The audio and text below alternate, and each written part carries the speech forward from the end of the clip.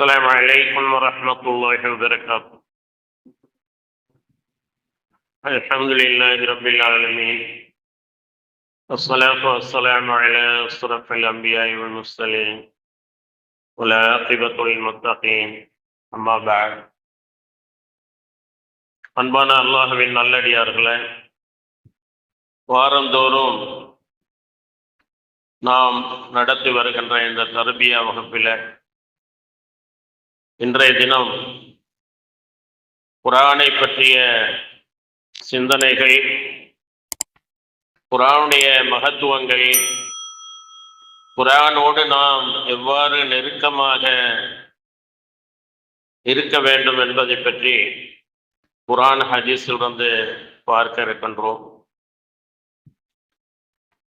ஐயாமுல் ஜாஹிலியா என்று சொல்லக்கூடிய அறியாமை காலம், காரிருளில் சூழ்ந்த அந்தகார இருள் இதயங்களிலே சூழ்ந்து இல்மி என்ற நிலையை விட்டும் அவர்கள் அப்பாற்பட்டு மௌட்டிகங்களாக மூடத்தனமாக வாழ்க்கையை வாழ்ந்து வந்த நேரத்தில் அல்லாஹ் சுப்ஹானஹு வ தஆலா அகிலத்தோருக்கெல்லாம் அருப்படையாக முஹம்மது ஸல்லல்லாஹு அலைஹி வஸல்லம் அவர்களை தேர்ந்தெடுத்து அவர்களுக்கு இந்த குர்ஆனை மக்காவிலே 13 ஆண்டுகளும் மதீனாவிலே 10 ஆண்டுகளுமாக 23 ஆண்டுகள் சிறுக சிறுக ஜிப்ரீல் அலைஹிஸ்ஸலாம் அவர்கள் மூலமாக அவர்களுடைய மனதிலே பதியும்படியாக இறக்கி வைத்தார். இந்த குர்ஆன் ஒட்டுமொத்த மனிதர்களுக்கும் நேர் வழிகாட்டியாக அல்லாஹ் இறக்கி வைத்ததாக சொல்கிறார். ஹுதல் லின்னாஸ், மனிதர்களுக்கு நேர் வழி காட்டுவதற்காக. நேர்வழி பெற்றவர்கள் குறைவான பேர்களாக இருந்தாலும், நேர்வழி பெறாதவர்கள் அதிகமானவர்களாக இருந்தாலும், நேர்வழி காட்டுவதற்காக படைத்தவனால் இறக்கி கொள்ளப்பட்டது குர்ஆன். இந்த குர்ஆனோடு நாம் எந்த அளவு நெருக்கமாக தொடர்பாக இருக்க வேண்டும், நபி ஸல்லல்லாஹு அலைஹி வஸல்லம் அவர்கள் எவ்வாறு இந்த குர்ஆனோடு நெருக்கமாக இருந்தார்கள், அவர்களை பார்க்காத சில பேர்கள் உம்முல் முஃமினீன் அன்னை ஆயிஷா ரலியல்லாஹு அன்ஹா அவர்களிடம் வந்து நபி ஸல்லல்லாஹு அலைஹி வஸல்லம் அவர்களுடைய வாழ்க்கை எவ்வாறாக இருந்தது, அவர்களுடைய குணம் எவ்வாறாக இருந்தது என்று கேட்டபோது அதற்கு அவர்கள் அளித்த பதில் அவர்களுடைய வாழ்க்கை குர்ஆனாகவே இருந்தது, அவர்களுடைய நற்குணங்கள் எல்லாம் குர்ஆனாகவே இருந்ததுன்னு சொன்னார்.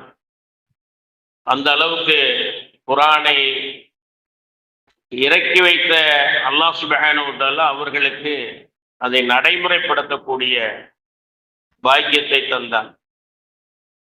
இந்த குர்ஆனை அல்லாஹ் சுப்ஹானஹு வ தஆலா இறக்கி வைத்து இந்த குர்ஆனில எவரும் இடைச்செருகள் செருகிவிடக் கூடாது என்பதற்காக, இந்த குர்ஆனில் இருந்து எவரும் எதையும் நீக்கிவிடக் கூடாது என்பதற்காக பலமான கட்டமைப்பை, பாதுகாப்பை ஏற்படுத்தி வைத்திருக்கின்றார்.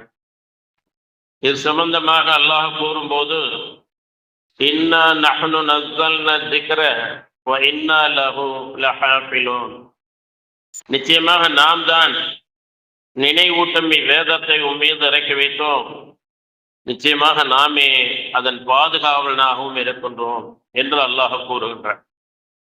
யுகமுடிவு நாள் வரையிலும் எவ்வளவு ஆட்சி அதிகாரங்கள் உடையவர்களானாலும் அவர்களால் ஒன்றும் செய்ய முடியாத அளவில் இந்த குர்ஆன் பாதுகாக்கப்படும் என்று அல்லாஹ் உறுதியளித்திருக்கின்றான். 14 நூற்றாண்டுகள் முடிந்தும் கூட இது மிகவும் பாதுகாப்பாகத்தான் இருந்து கொண்டிருக்கிறது. எந்த ஒரு வேதமாயினும் சரி, இதிகாசங்கள் ஆனாலும் சரி, காவியங்கள் ஆனாலும் சரி, அது அந்த மொழி பேசக்கூடிய மக்கள் இருக்கின்ற வரை அது இருக்கும். அதிலே சில திருத்தங்களை, கையாடல்களை சிலர் செய்தாலும் எந்த மொழி வழக்கொழியாமல் இருக்கிறதோ அந்த மொழியிலே இறங்கிய எதுவானாலும் மூல மொழியிலேயே அது நிலைத்திருக்கும். அந்த வகையில அரபு மொழியில இறக்கப்பட்ட இந்த குர்ஆன் அன்று இருந்தவர்களை விட இன்று அந்த அரபு மொழியை பேசக்கூடியவர்கள் அரபு நாடுகள் அதிகரித்திருக்கின்றது. இது ஒரு அல்லாஹுடைய சான்றாகும். யுகமுடிவு நாள் வரையிலும் மனிதர்களுக்கு நேர்வழி காட்டுவதற்காக வந்த குர்ஆன் அது மனங்களிலே பதிவாகி இருக்கிறது, நூல்களாக இருக்கிறது, நவீன சாதனங்களிலும் அது பதிவாகி இருக்கின்றது. ஆகவே இதை அல்லாஹ் சுப்ஹானஹு வ தஆலா பாதுகாப்பேன் என்று சொன்னதற்கெனங்க பாதுகாத்து வருகிறார். இந்த குர்ஆனை எழுத்தறிவில்லாத, படிக்க தெரியாத உம்மி நபியாகிய முஹம்மது ஸல்லல்லாஹு அலைஹி வஸல்லம் அவர்கள் மீது அல்லாஹ் இறக்கி வைத்தார். ஒரு பெரிய அறிஞரை தேர்ந்தெடுத்து இதை இறக்கவில்லை. ஏனென்றால் எழுத படிக்க தெரியாத அவர்களுக்கு எழுத படிக்க தெரிந்தவர்களுடைய அந்த நூல்களை எல்லாம் விஞ்சக்கூடிய விதத்திலே இந்த குர்ஆன் அமைய வேண்டும் என்பதற்காக அது அல்லாஹுடைய ஏற்பாடாக இருந்தது. ஆகவே இந்த குர்ஆன் எவராலும் ஏற்றப்பட்டதல்ல, எழுதப்பட்டதல்ல, ஏக இறைவனால் ஒளி வடிவில இறக்கி அருளப்பட்டது. தாலிகல் கிதாப் லா ரைப ஃபீஹ் ஹுதல் லில் முத்தகீன். சந்தேகமே இல்லை, இது வேதம். இது எவரும் ஏற்றியதல்ல, எழுதியதல்ல. இது அல்லாஹ்விடமிருந்து இறக்கி அருளப்பட்டது. ஹுதல் லில் முத்தகீன், அல்லாஹ்வை பயந்தவர்களுக்கு அவன் இறக்கி வைத்த வேதம் நேர்வழி காட்டும். அல்லாஹ்வை பயப்படாத, படைத்தவனை பயப்படாத காரணத்தினால்தான் இன்று பெரும்பாலானவர்களுக்கு அது நேர்வழி காட்டவில்லை. அல்லாஹ் சொல்லும் போது சொல்லுகிறான், وَنُنَزِّلُ مِنَ الْقُرْآنِ مَا هُوَ شِفَاءٌ رَحْمَةً لِلْمُؤْمِنِينَ رَحْمَةٌ لِلْمُؤْمِنِينَ وَلَا يَزِيدُ الظَّالِمِينَ إِلَّا خَسَارًا. இன்னும் நாம் மூமின்களுக்கு, இறை நம்பிக்கையாளர்களுக்கு ரஹ்மத்தாகவும் அருமருந்தாகவும், உடல் மன வியாதிகளுக்குரிய அருமருந்தாகவும் உள்ளவற்றையே குர்ஆனில் படிப்படியாக இறக்கி வைத்தோம். ஆனால் அக்கிரமக்காரர்களுக்கோ இழப்பை தவிர வேறதையும் இது அதிகமாக்குவதில்லை. இந்த குர்ஆனுடைய வசனங்கள் 6000க்கும் மேற்பட்டது இருக்கிறது.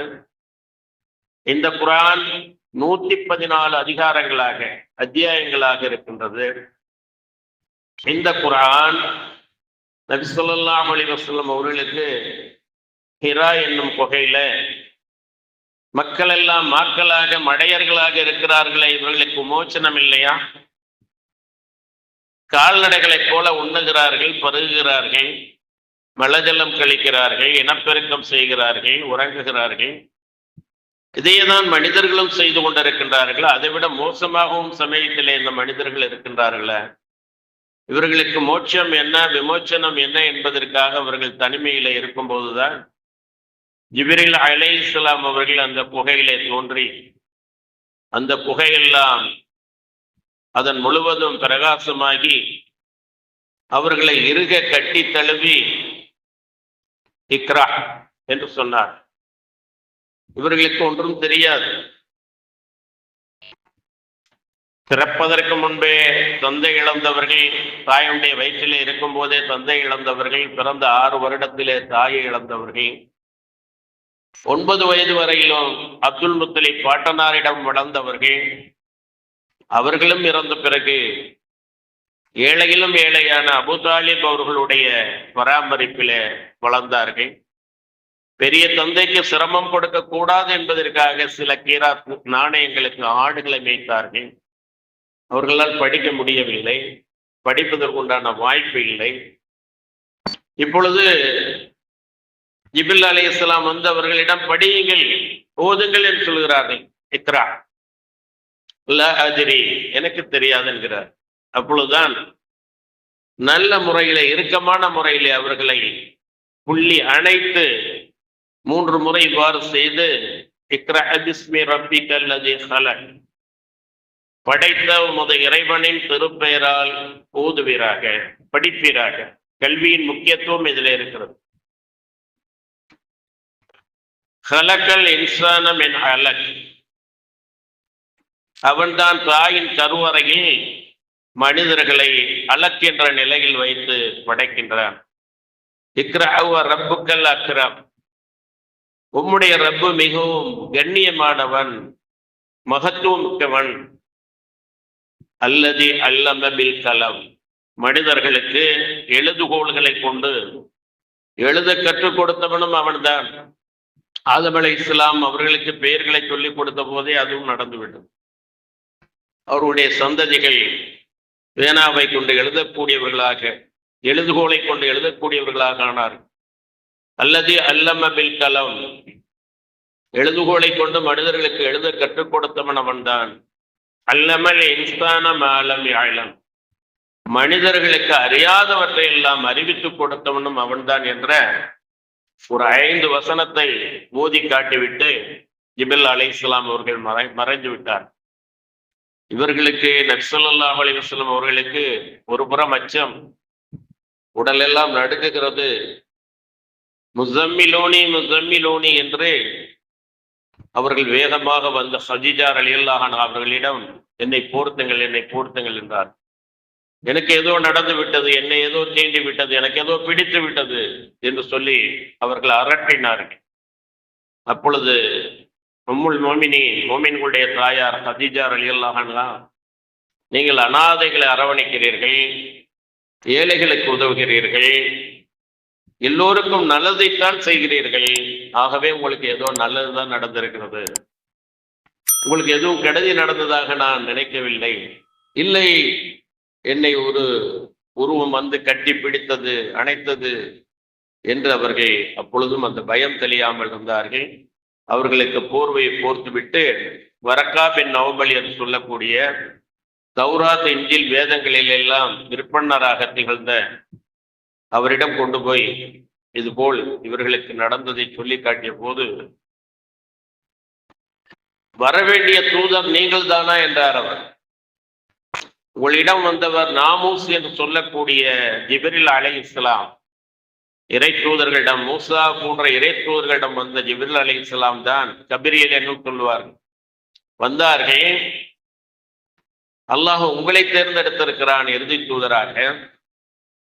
ஆனால் பலரும் இறுதி தூதராக யூத குலத்திலிருந்து தான் அல்லாஹ் இறுதி தூதரை அனுப்புவான் என்று அவர்கள் எதிர்பார்த்து, அல்லாஹ் குறிப்பிட்ட சில இடங்கள், பேரித்தம்பரங்கள் நிறைந்த இடங்கள், அதிலெல்லாம் அவர்கள் குடிபெயர்ந்து அது எதிர்பார்த்தவர்களாக இருந்த நிலையில அல்லாஹ் இஸ்மாயில் அலைஹிஸ்ஸலாம் அவர்களுடைய சந்ததியில முஹம்மது ஸல்லல்லாஹு அலைஹி வஸல்லம் அவர்களை இறை தூதராக தேர்ந்தெடுத்தார். இப்பொழுது நான் வாலிபனாக இருக்க வேண்டுமே, வயோதிகனாக இருக்கின்றேனே, இந்த மக்கள் உங்களை எதிர்ப்பார்களே, ஏசுவார்களே, பேசுவார்களே, அப்ப அந்த நேரத்திலே நான் பக்கபலமாக உங்களுக்கு இருக்க வேண்டுமே என்று அவர் இவ்வாறு செய்தியை சொன்னவுடன் நபி ஸல்லல்லாஹு அலைஹி வஸல்லம் அவர்கள் ஆச்சரியப்படுகிறார். என்னது? அல்லமீன், நன்னம்பிக்கையாளர் என்றும், அஸ்வாதி, உண்மையாளர் என்றும் அந்த மக்கள் போற்றி பாராட்டக்கூடிய என்னையா அவர்கள் எதிர்ப்பார்கள், என்னையா திட்டுவார்கள் என்று ஏகத்துவத்தை எடுத்துரைத்த, சத்தியத்தை எடுத்துரைத்த எந்த இறை தூதரும் அந்த மனைச்சைப்படி வாழ்ந்த மக்களால் எதிர்க்கப்படாமல் இருந்ததில்லை என்று சொன்னார்கள். பிறகு படிப்படியாக அவர்களுக்கு குர்ஆன் அருளப்பட்டது. பல எதிர்ப்புகளுக்கு மத்தியிலே இந்த குர்ஆனை மக்களுக்கு கொண்டு சேர்ப்பதிலே அவர்கள் தீவிர கவனம் செலுத்தினார்கள். பல தியாகங்களை செய்தார். கல்லடிப்பட்டார்கள், சொல்லடிப்பட்டார்கள். இவ்வாறு அந்த குர்ஆனை அவர்கள் மக்களுக்கு மத்தியிலே கொண்டு செல்ல செல்ல, அந்த குர்ஆனை கேட்காதீர்கள், நீங்கள் காதுகளிலே பஞ்சை வைத்துக் கொள்ளுங்கள், ஏனென்றால் உள்ளங்களை புரட்டக்கூடியதாக, அப்படியே அவர்களுடைய நிலைகளை, அந்த மாபூலை மாற்றி அமைக்கக்கூடியதாக இந்த குர்ஆனுடைய வசனங்கள் வீரியமாக இருக்கிறது. அது செவிவழியை புகுந்து உள்ளங்களை தாக்கி ஏகத்துவத்தின்பால் மக்களை ஏராளமாக தாராளமாக கொண்டு வந்து விடும் என்பதனால் இந்த குர்ஆனை நீங்கள் கேட்கக்கூடாதுன்னு சொன்னார். அவ்வளவு அற்புதத்திலும் அற்புதமான இறை வசனம். ஸல்லல்லாஹு அலைஹி வஸல்லம் அவர்கள் சொன்னார்கள்,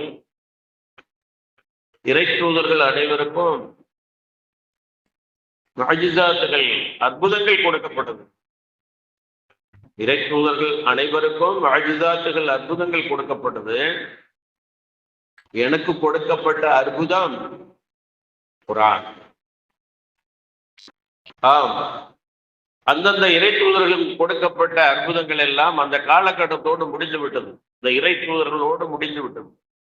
ஆனால் நபி ஸல்லல்லாஹு அலைஹி வஸல்லம் அவர்களுக்கு கொடுக்கப்பட்ட இந்த அற்புதம் யுகமுடிவு நாள் வரையிலும் ஏற்பவர்களுக்கும் ஏற்காதவர்களுக்கும் அல்லாஹ் இறக்கி வைத்த இது வேதம்.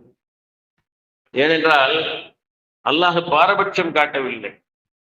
மனிதர்களுக்கு நேர்வழி காட்டுவதற்காக இதை நான் இறக்கி வைத்தேன் என்று சொல்கிறான். இந்த குர்ஆனில இருவிதமான வசனங்கள் இருக்கிறது. ஒன்று முஹக்கமாத், இன்னொன்று முத்தஷாபிஹாத்.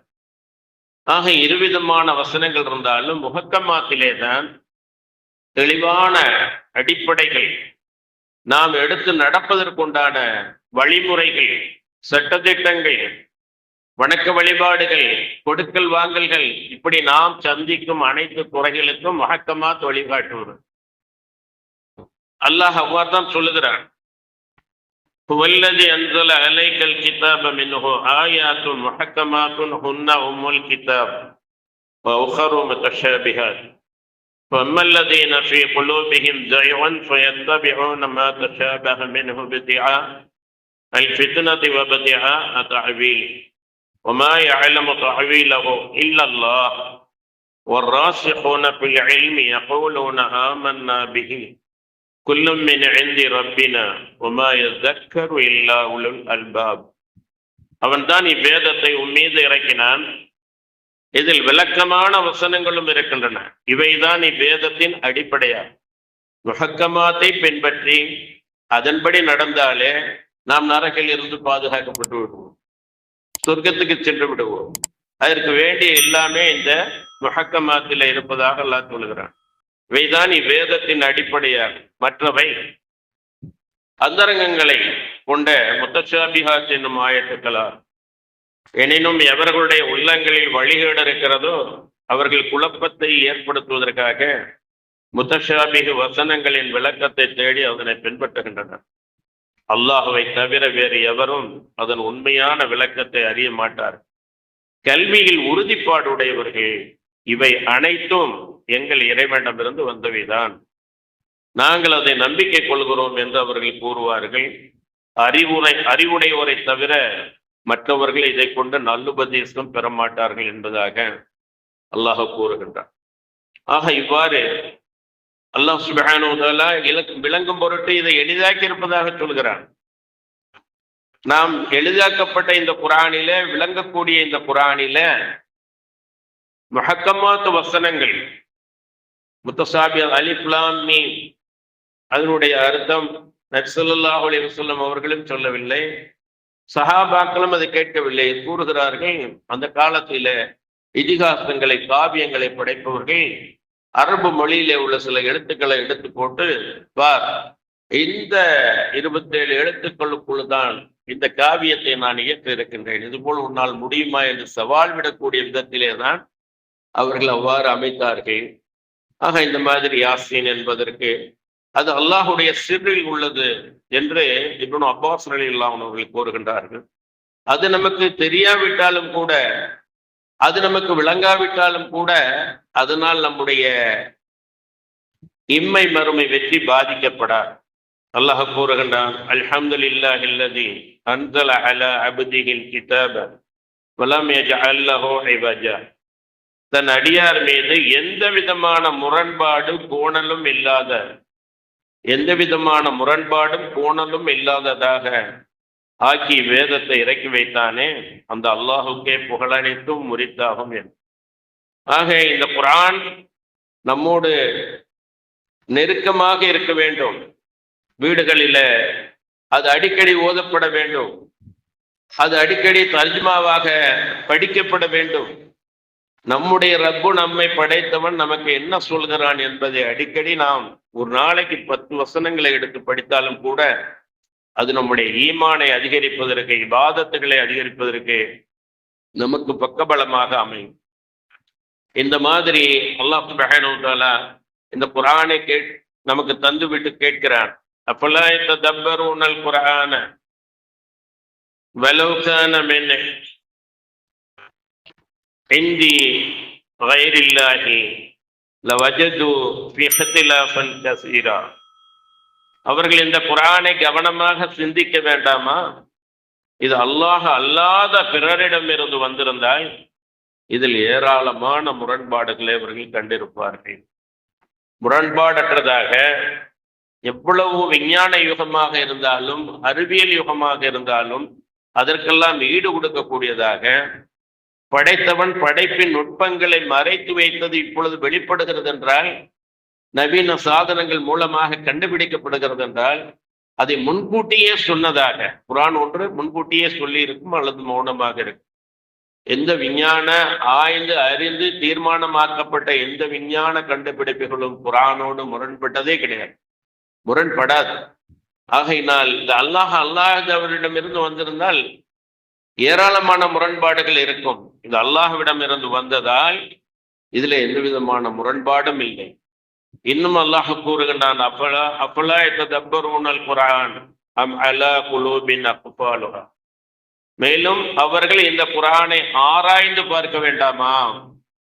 ஆராய்ந்து பார்க்க வேண்டும், அதை சிந்திக்க வேண்டும், அதை நம்முடைய வாழ்க்கை நெறியாக நாம் எடுத்துக்கொள்ள வேண்டும். எடுத்துக்கொள்வதற்கு முன்னால் இது அல்லாஹ்விடமிருந்து வந்ததுதானா என்பதை நீங்கள் ஆராய்ந்து பாருங்கள். அல்லது அவர்கள் இந்த குர்ஆனை ஆராய்ந்து பார்க்க வேண்டாமா? அல்லது அவர்கள் இருதயங்கள் இருக்கின்றனவே அவற்றின் மீது பூட்டு போடப்பட்டு விட்டதா என்று அல்லாஹ் கேட்கிறார். ஆக இந்த குர்ஆன் நாளை மறுமையில நபி ஸல்லல்லாஹு அலைஹி வஸல்லம் அல்லாஹ்வுடைய அனுமதி கொண்டு சிலருக்கு ஷஃபாஅத் செய்வார்கள். அதுபோல இந்த குர்ஆனும் நமக்கு ஷஃபாஅத் செய்யும். நீங்கள் உங்களுடைய வீடுகளிலே சூரத்துல் பக்ரா, ஆல இம்ரான் போன்றவைகளை ஓதுங்கள், ஷைத்தான் வெருண்டோடுவான் என்று இருக்கின்றது. ஆக வீடுகளிலே அடிக்கடி குர்ஆன் ஓதப்பட வேண்டும். பட்டு துணி சுற்றி பரன்மேல் தூக்கி வைத்து சுத்தமில்லை என்று குர்ஆனுடைய சத்தம் இல்லாமல் ஆகிவிடக்கூடாது. குர்ஆனை கற்றவர்கள், ஓதியவர்கள், அதிலே ஒரு நேரத்திலே ஆர்வத்தை காட்டியவர்கள் இப்பொழுது அலட்சியமாக இருக்கிறார். இப்படி குர்ஆனை கற்று ஓதிய அலட்சியமாக இருப்பவர்களுக்கு தண்டனை என்னவென்றால், நபி ஸல்லல்லாஹு அலைஹி வஸல்லம் அவர்களுக்கு 2 மலக்குகள் அழைத்து செல்லும் போது எடுத்து காட்டப்பட்ட ஒரு சம்பவம், நீண்ட நெடிய ஹதீஸ். ஒருவர் கீழே படுக்க வைக்கப்பட்டிருக்கிறார், இன்னொருவர் அவருடைய தலையிலே பெரிய கல்லை தூக்கி போடுகிறார். கல் அவருடைய தலையிலே விழுந்தவுடன் சுக்குநூறாக அவருடைய தலை சிதறுகிறது, மூளையெல்லாம் வெளிவந்து விட்டது, கல் உருண்டோடி போய் கிடக்கிறது. இந்த கல்லை எடுத்து வருவதற்குள் மீண்டும் தலை சரியாகி விடுகிறது. திரும்பவும் அது போடப்படுகிறது. அதுபோல அவர் தொடர்ந்து வேதனை செய்யப்படுகிறார். இவர் யார் என்று கேட்கும்போது, குர்ஆனை ஓதி மறந்தவர், குர்ஆனை கற்று அதன்படி நடக்காதவர் என சொல்லக்கூடிய அளவிலே பெரிய தண்டனை இருக்கிறது என்பதை நாம் சிந்தனையிலே கொள்ள வேண்டும். இன்னும் அல்லாஹ் கூறுகின்றான், லவ் அன்ஸல்னா ஹாதல் குர்ஆன அலா ஜபலின் லரஅய்தஹு ஹாஸிஅன் முத்தஸத்திஅன் மின் ஹஸ்யத்தில்லாஹ் வதில்கல் அம்ஸாலு நத்ரிபுஹா லின்னாஸி லஅல்லஹும் யதஃபக்கரூன். நபியே, நாம் ஒரு மலையின் மீது இந்த குர்ஆனை இறக்கி இருந்தோமானால் அல்லாஹ்வின் பயத்தால் அது நடுங்கி பிளந்து போவதாக கண்டிருப்பீர். மேலும் மனிதர்கள் சிந்திக்கும் பொருட்டு இத்தகைய உதாரணங்களை நாம் அவர்களுக்கு விளக்குகிறோம். ஒரு மோமீன் குர்ஆனுடைய தொடர்பில்லாமல் இருக்கவே முடியாது, இருக்கக்கூடாது. எப்பொழுதும் ஒரு நாளைக்கு குறைந்தபட்சமாவது அந்த குர்ஆனை எடுத்து படிக்க வேண்டும், ஓத வேண்டும்.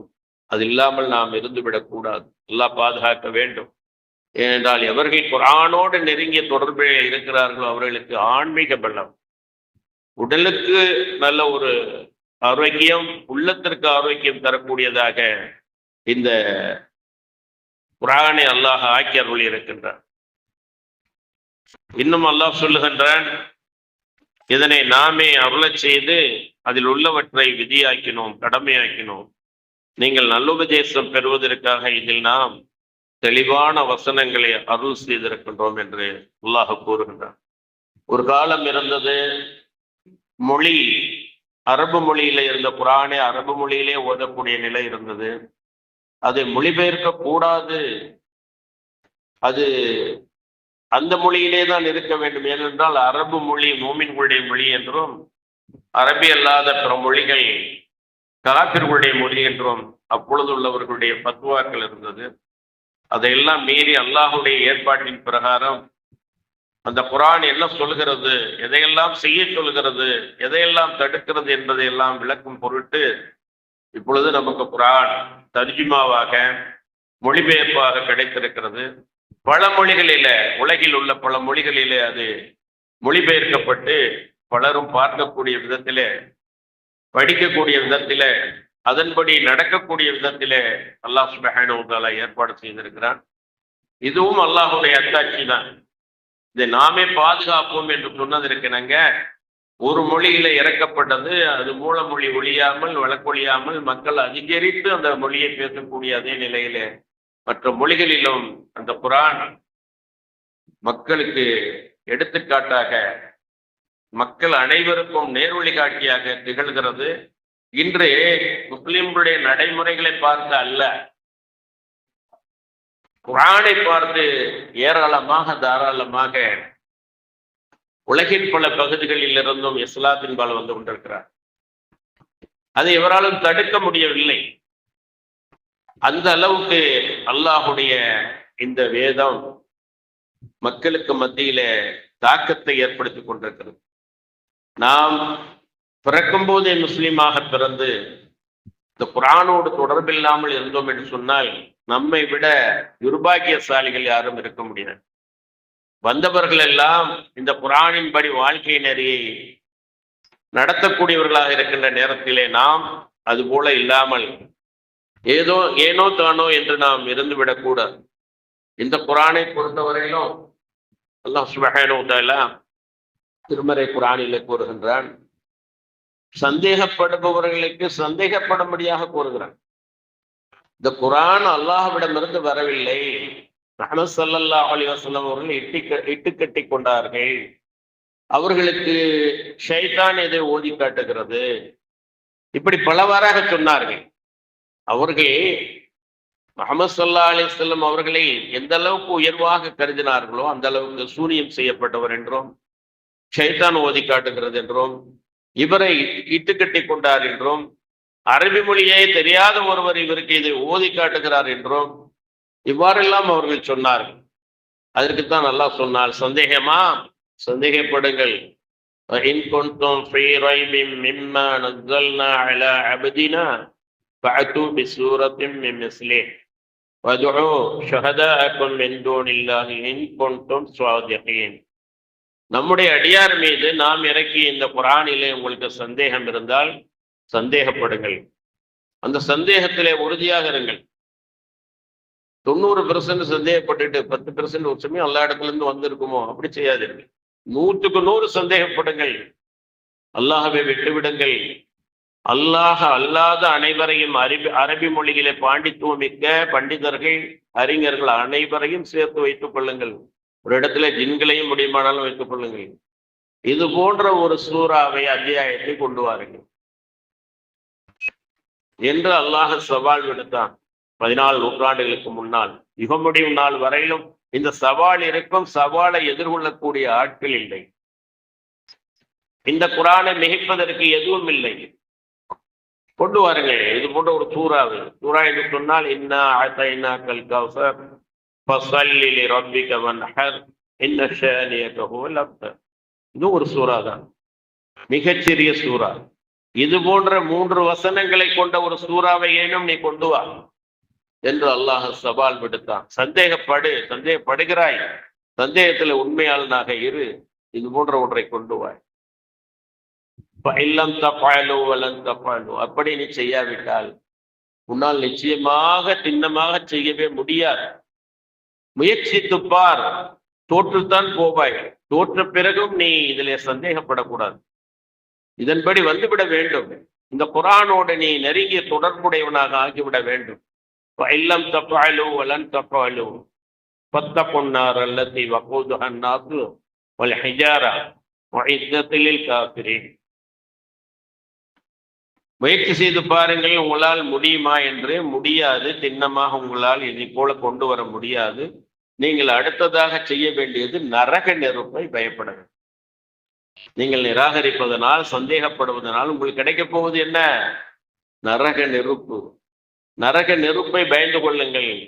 அதனுடைய எரிபொருட்கள் மனிதர்களும் கற்களும். அந்த நரகத்தை நிராகரிப்பவர்களுக்காக, இது போன்ற சந்தேகத்தில் இருப்பதற்காகவே அல்லாஹ் தயார் செய்திருக்கிறான் என்றும் அவர்களுக்கு சொல்லப்படுது.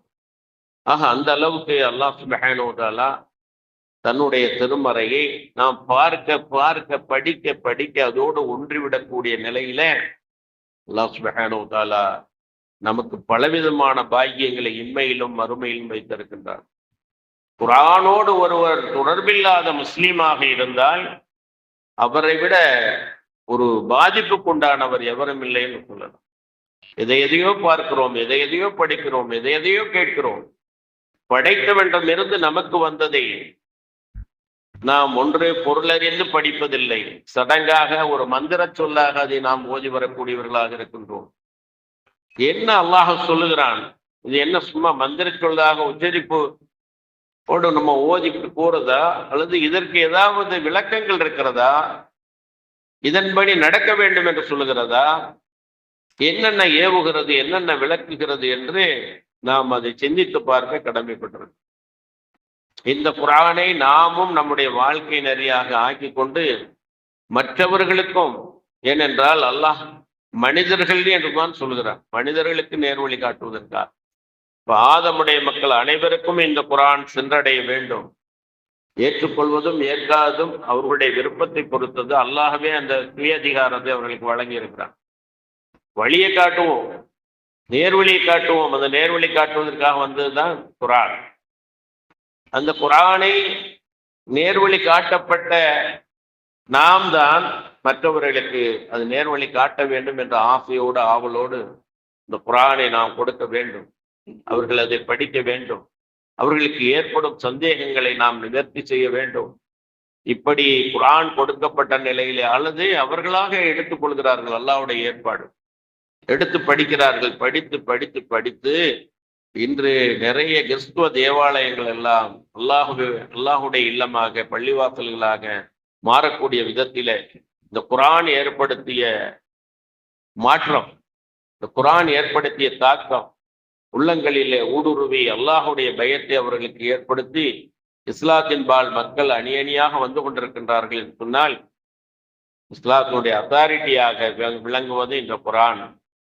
இந்த குர்ஆனின்படியும் அந்த குர்ஆனுடைய விளக்க உரையாளரான வியாகியானியான நபி ஸல்லல்லாஹு அலைஹி வஸல்லம் அவர்களுடைய சொல் செயல் அங்கீகாரங்கள் ஹதீஸ்களின்படியும் நாம் நடந்தால் நிச்சயமாக நமக்கு வெற்றி.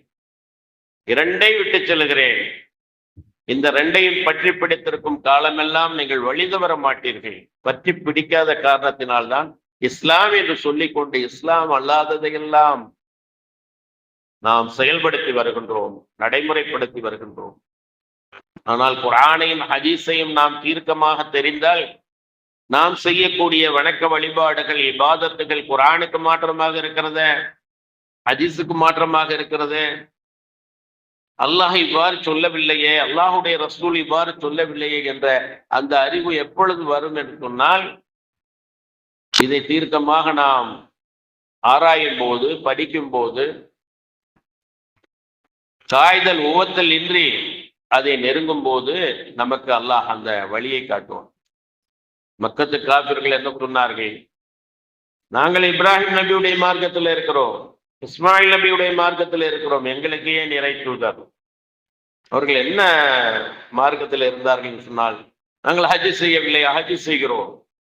இது இப்ராஹிம் அலைஹிஸ்ஸலாம் அவர்களை ஏற்படுத்தியது தானே, அப்புறமே நீங்கள் எதற்கு நீங்கள் வர வேண்டும்? அவர்கள் என்ன செய்தார்கள் சொன்னால், இப்ராஹிம் நபி அலைஹிஸ்ஸலாம் அவர்கள் போதித்த போதனை எல்லாம் புறந்தள்ளிவிட்டு அதையெல்லாம் குழி தோண்டி புதைத்து விட்டு இயற்கையான சில சுண்ணத்துகளை அவர்கள் வைத்திருந்தார்கள்.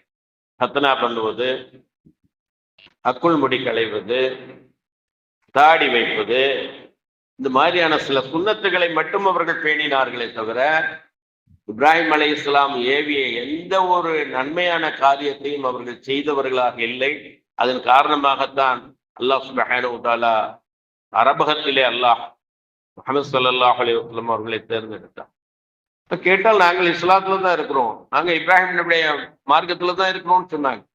இன்றைக்கும் நிறைய பேர்கள் அது போலதான் சொல்லிக் கொண்டிருக்கிறார். நாங்கள் இஸ்லாத்துல தான் இருக்கிறோம், நாங்கள் இஸ்லாமியர்களாகத்தான் வாழ்ந்து கொண்டிருக்கின்றோம். ஆனால் கலாச்சார தாக்கத்தின் காரணமாக மற்றவர்களுடைய எல்லாம் எடுத்து நம்மிலே வைத்துக் கொண்டு, அது குடும்ப நடைமுறைகளாக இருக்கலாம் அல்லது வேறு வேறு சம்பவங்களாக இருக்கலாம், எல்லாவற்றையும் அங்கிருந்து காப்பி அடித்து அதையெல்லாம் வைத்துக் கொண்டு இதுதான் இஸ்லாம் என்று எல்லா விதத்திலும், பிறப்பில் இருந்து இறப்பு வரை, திருமணம் வரை, எல்லா நிலைகளும் குர்ஆனுக்கு மாற்றமாக, ஆனால் அதே நேரத்திலே குர்ஆன் தான் எங்களுடைய வேதம் என்று சொல்லிக்கொண்டே குர்ஆனுக்கு மாற்றமாக நடக்கக்கூடிய நிலைகள் இருக்கிறது சொன்னால் நாம் குர்ஆனை சரியாக படிக்கவில்லை.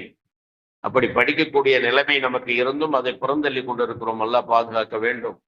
இந்த குர்ஆனோடு நாம் நெருங்கிய தொடர்பாக இருக்கும் வரை அல்லாஹ் நமக்கு நேர்வழியை தொடர்ந்து காட்டிக் கொண்டே இருப்பான். அத்தகைய நன்மக்களாக வல்ல அல்லாஹ் நம்மை ஆக்கிக்கொள்ள வேண்டும். வாஹிர் தாவானா அல்ஹம்துலில்லாஹி ரப்பில் ஆலமீன். அஸ்ஸலாமு அலைக்கும் வரஹ்மத்துல்லாஹி வபரகாத்துஹு.